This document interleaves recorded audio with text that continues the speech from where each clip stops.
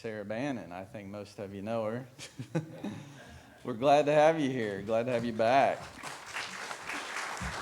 Did you need anything else? Are you good? No, I'm good. All right. Well, hi, everyone.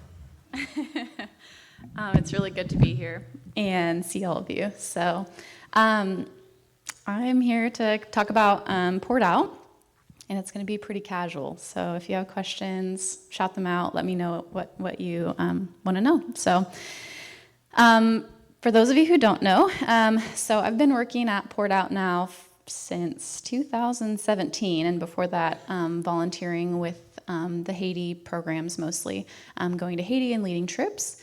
And pretty much in 2017, we transitioned our programs to being almost entirely Haitian-led, and that was for a couple of reasons. Number one, because we really believe in local people investing in their own communities, but also because things in Haiti got really difficult for us to travel there, for us to take volunteers there, and for our mission to kind of be sustainable, we couldn't rely on people being able to go as much. So if you can go to the next slide and kind of talk about our current many missions.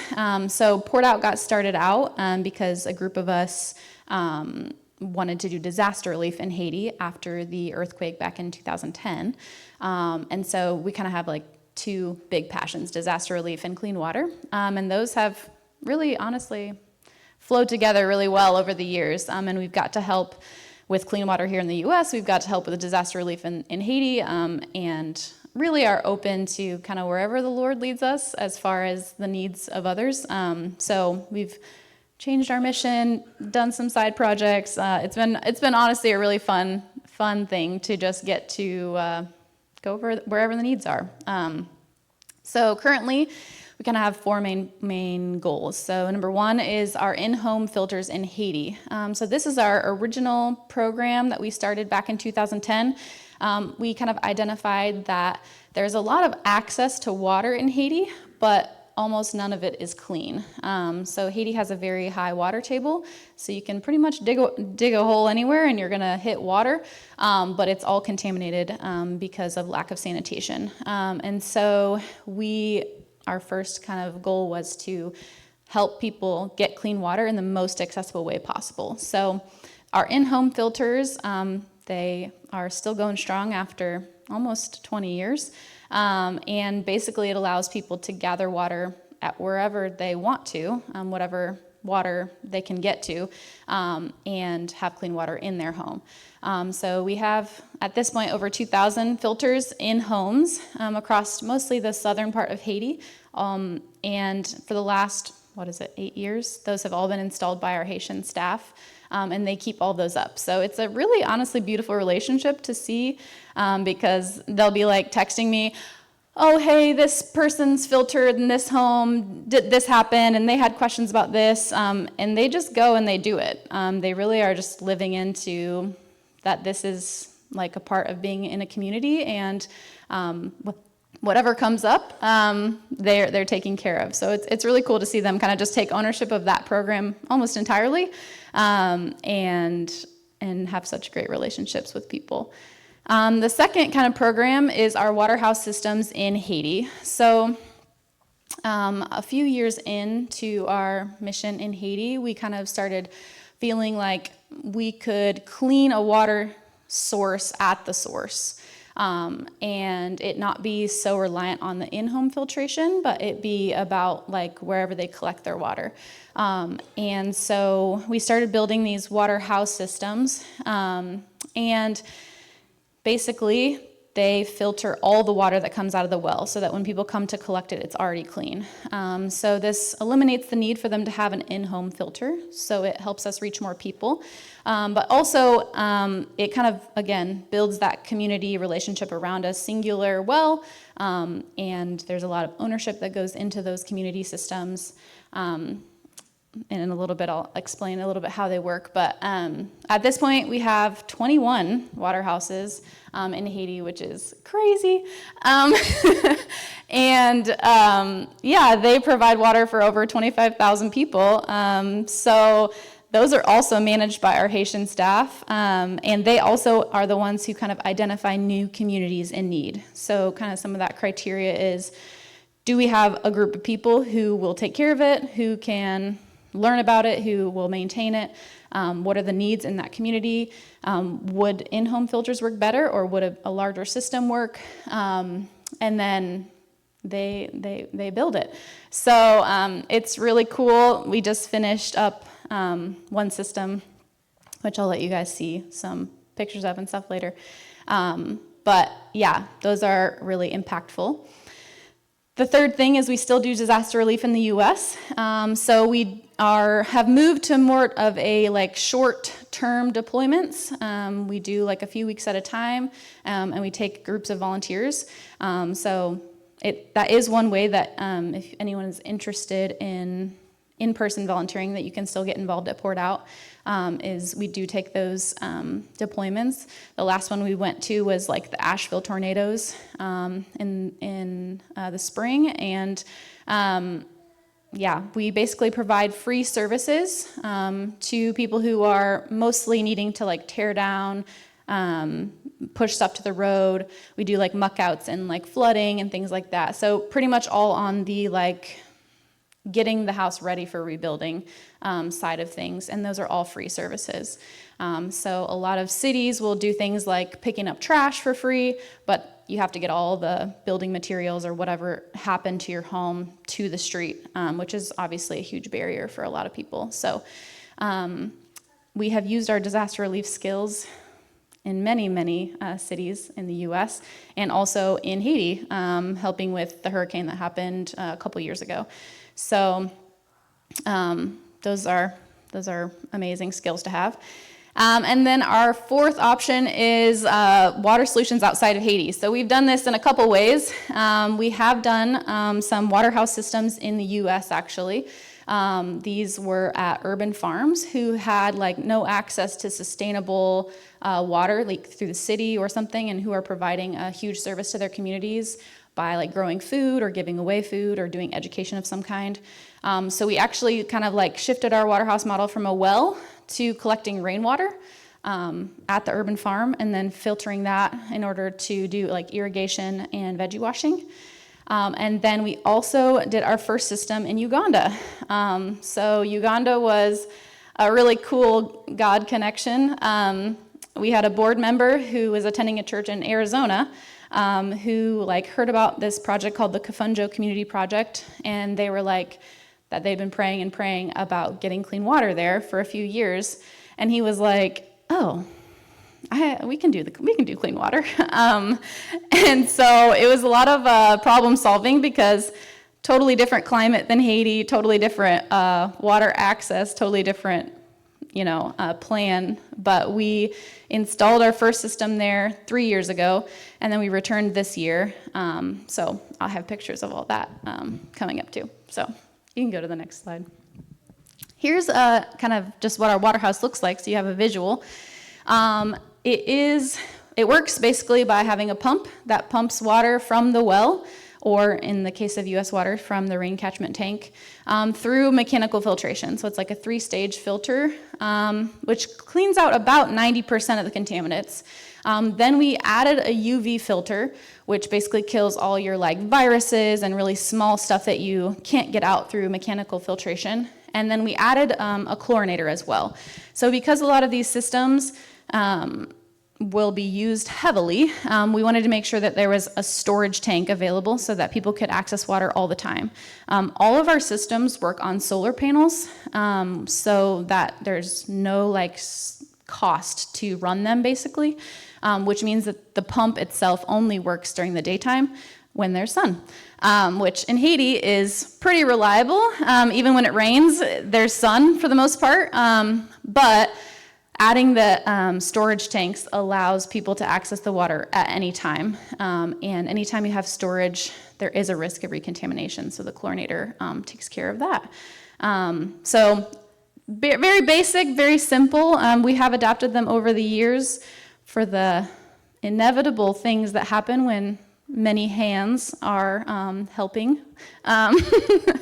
So sometimes things break. We definitely changed our UV filter a few years back because it was like impossible to change the glass out in a way that was easy. We changed our chlorinator. So definitely a lot of like problem solving along the way as we work with different communities and different needs. But this is the basic setup. You can go to the next slide. Here's just some pictures of Uganda. So this has been honestly a really, really sweet expansion to our programs. The Kafunjo Community Project started out by a pastor who was like, there are a lot of kids who need education in our community. The public schools are far away and cost a lot of money. And so he started literally under a mango tree, his first kindergarten class about 10 years ago. And now they have a building and they have like dormitories so that kids who were traveling a really long way from home to come to school can stay there overnight during the school year. They have 9 teachers there, and then they have 3 like dorm moms who take care of the kids. And they had no clean water as of 3 years ago.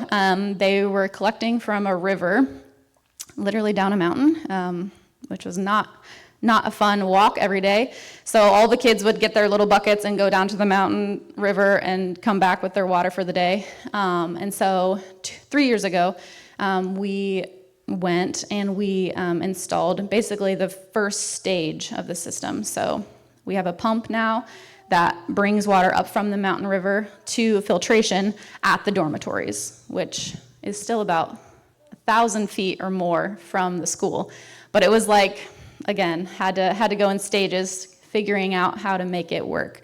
And so then this year, we returned and we added a second stage pump. So now all the clean water goes all the way up to the school. And it was just like the most special moment because the kids would still be carrying all the water from the dormitories up to the school. And they have like their tank like up high. So then somebody would climb the ladder and then they would bucket all their little water up to the tank for the day. And the first time we like turned on the pump and it like overflowed the tank at the top, everyone was like, that's the water? Like we don't have to carry the buckets anymore? So just like an amazing, sweet moment. And this time we also got to do a ton of education in classrooms and with the kids about clean water and sanitation as a whole. And Bruno, he's the pastor, he has big plans for us.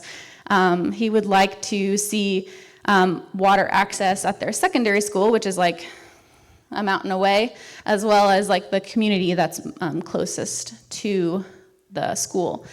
So we have many plans to return about every other year and keep working on getting access to this community. So our goal would be to be fully solar powered the next time that we go, because right now we still are utilizing a diesel pump for one stage of the filters. So it's been a really fun problem solving project for sure, but one that has been super rewarding. So you can go to the next slide. Here's some pictures of our Haiti programs. So in the kind of the left there, the 2 red shirts, those are our 2 Haitian staff members, Juno and Cello.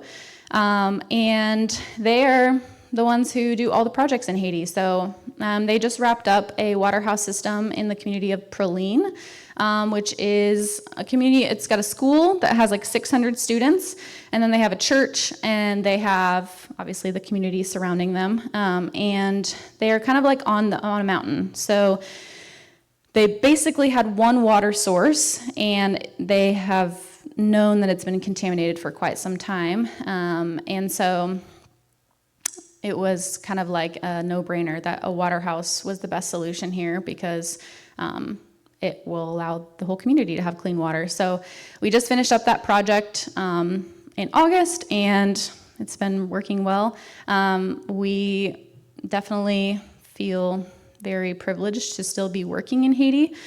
Just a brief update on kind of things in Haiti, how things are going.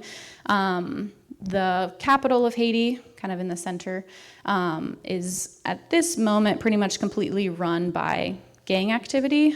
So there's almost no travel at all. You can still fly into the north of Haiti, but that's pretty much it.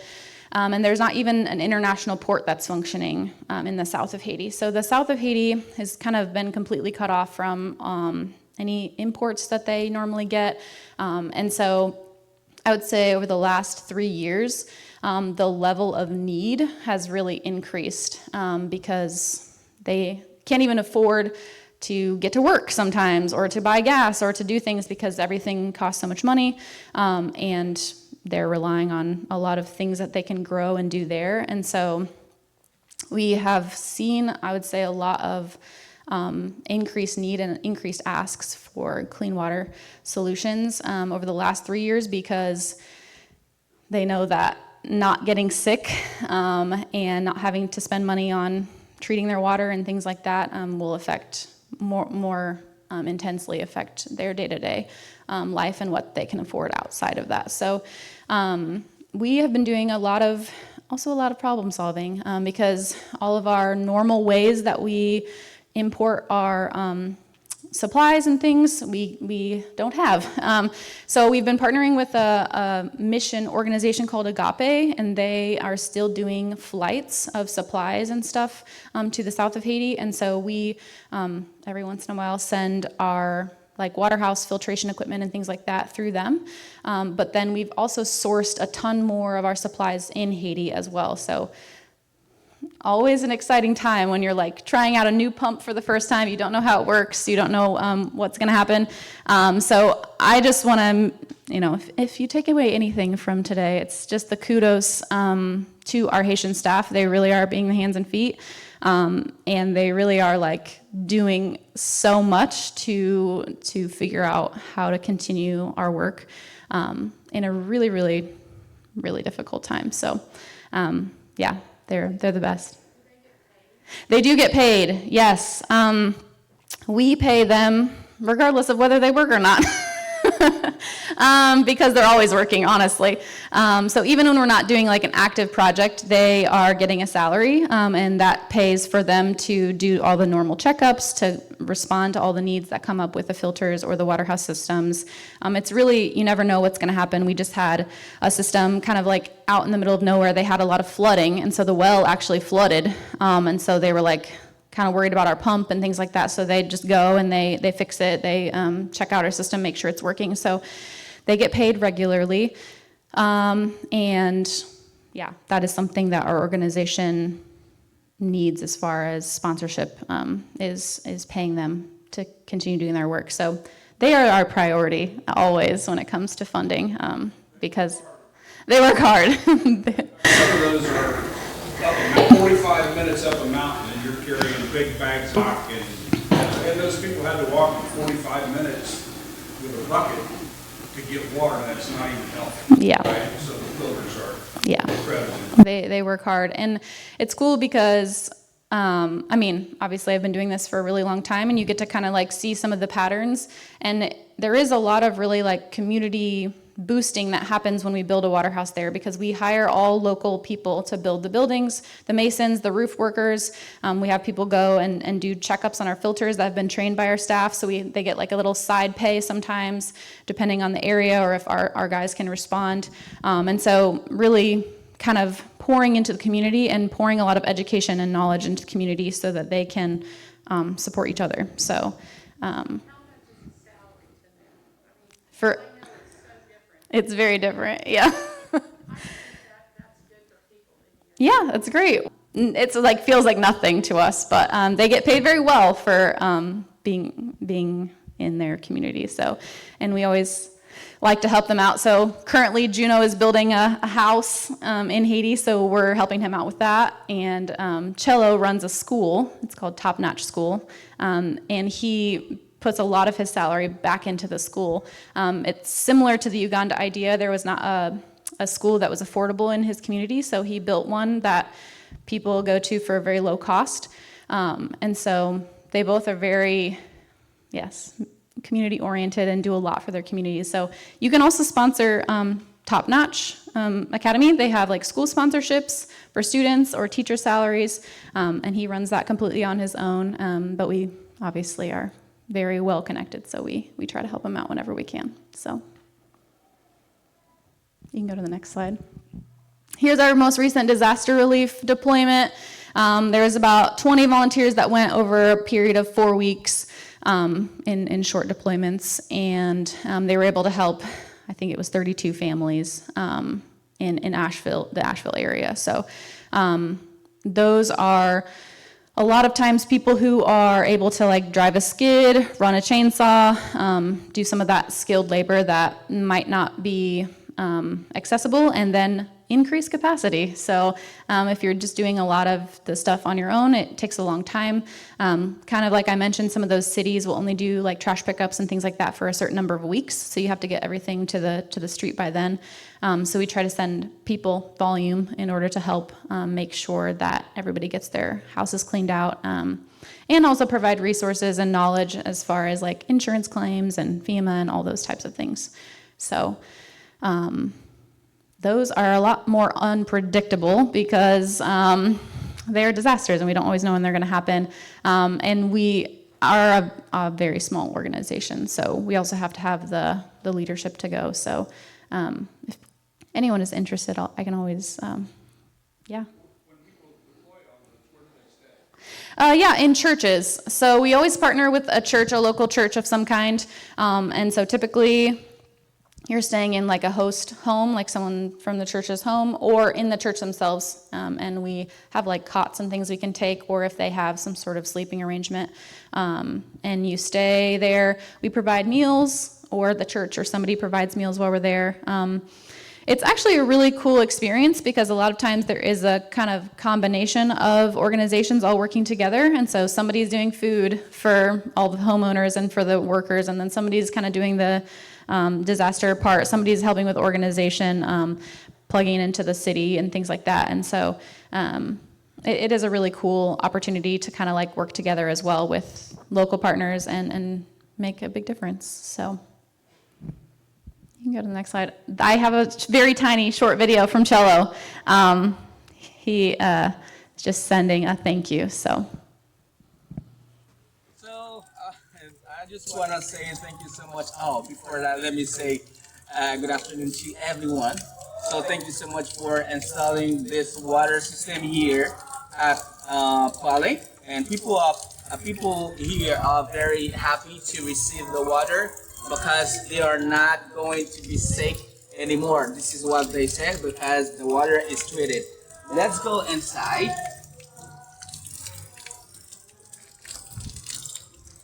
Let's go inside. So, as you can see, everything is alright. This is the water the system. So the system is working well now because we are done. I'm so happy, and I'm very happy because we are done with the water system. So the pastor is here. The pastor would like to say thank you. I don't know the pastor. Yes, thank you. I felt very happy to say thank you because you had me and our people, my church, my for to drink some water. Yeah, he just want to say thank you so much for this water system because the people who are in the church are going to drink safe water, and he said thank you so much for that. Yes. And I just want to add something, and the water system that we installed here is very, very important because here there's no safe water, there's no good water to drink. But we put one here, that means a lot to them. That means a lot to them. They're so happy to receive the water. And I'm so glad that we put it here because they need it here. Thank you so much, everyone who gave. Thank you. he's always so excited to do the videos. He sends me, "Is this good?" I'm like, "Yeah, it's good." He's always just so casual, like he's talking to you. That's pretty much all I have. Is there any more questions or things you want to know, things I haven't touched on? I know there's some corporate sponsors that sponsor you, like Red Foss, Mm-hmm. right? Yeah. Are there other Yeah. sponsors on the website or something where you can look at that and maybe send them an email and say, hey,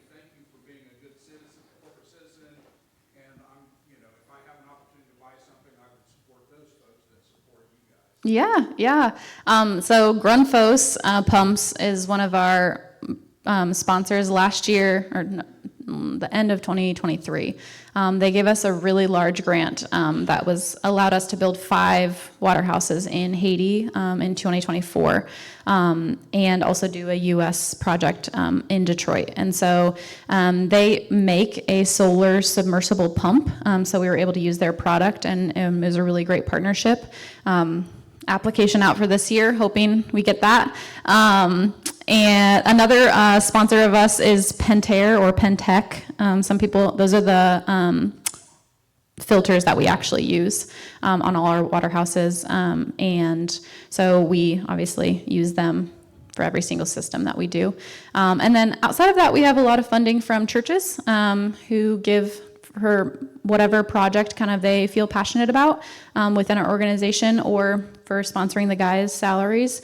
And then we do some foundations too. So one we just recently got was the Solar Quest Foundation, and they kind of prioritize kind of environmental sustainability. So they kind of saw our solar panel model and gave us a small grant for that. So it's kind of very variable, I would say, year to year on what we get. And I do a lot of the grant writing and finding of fundraising. So yeah, if you have more questions about that, there is a section on our website about our donors. And then I brought today, I didn't have enough copies for everyone, so you guys can look at them.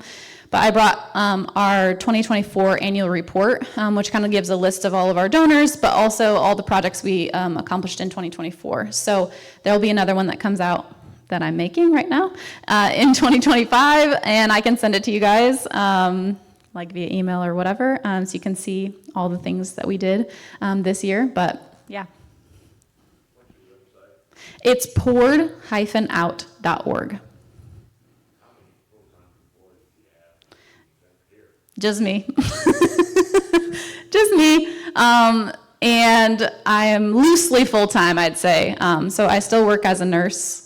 Just as a personal update, I still work as a nurse. I work at Riley Children's Hospital because I don't take very much money from the organization. So I get paid a small salary, but most of the money goes back towards the organization or to our Haitian staff. So, but yeah, it's just me.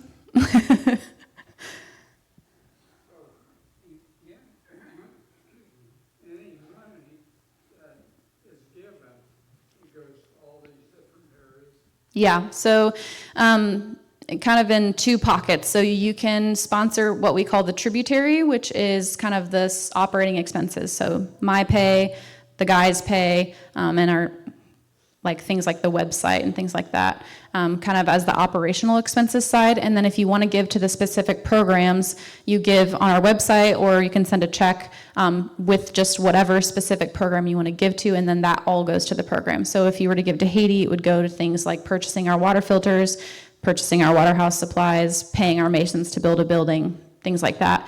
Same with Uganda, same with disaster relief. So kind of like 2 buckets in order so that people know exactly where their donations go. You have social media? Yes, we have Facebook and Instagram. So we also have a Vimeo account. I don't know if anyone knows Vimeo, but that's where we post a lot of our videos. Usually I cross-post them to Facebook and Instagram, so you'll still see them. But you can scroll back through the years if you want to see even old videos of things that we've done in the past. So, all right, thank you.